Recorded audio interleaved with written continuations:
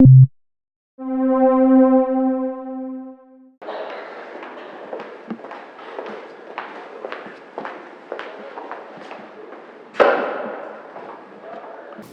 Superior Court information charges you with having committed the crime of grand larceny in the third degree in violation of 155.35, subdivision 1, in that it is alleged that you, between the first day of January 2011 through the 30th day of June 2015, at the city of Syracuse in this county, that you stole property of value in excess of $3,000 from the state of New York.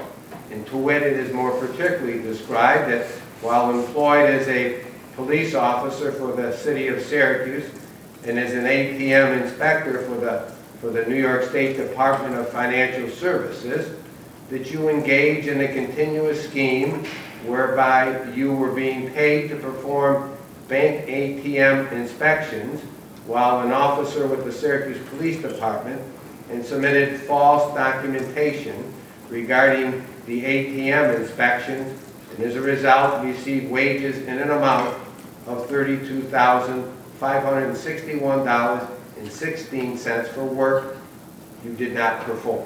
Are all of those allegations true? Yes, Your Honor. How do you plead then to the charge of grand larceny in the third degree in violation of 155.35, subdivision 1? How do you plead? Guilty. Based upon your responses to my questions, I find this plea of guilty is knowingly, intelligently, and voluntarily made, and I'll accept your plea of guilty to that charge. A couple thoughts about that. Number one, he'll never work in law enforcement again. He's a convicted felon. He'll have other civil restrictions on his ability to gain employment. You know, I could certainly make the argument with a straight face that a prison sentence was appropriate, but I believe in light of the circumstances of this case that Judge Aloi rendered the proper decision. Mr. Connellan's career, although he had many, many good things to point to in it, now ends, frankly, in disgrace. The second thing is really the extraordinary level of avarice and arrogance that this defendant displayed over many, many years to think that he could possibly get away with this, and in fact he almost did.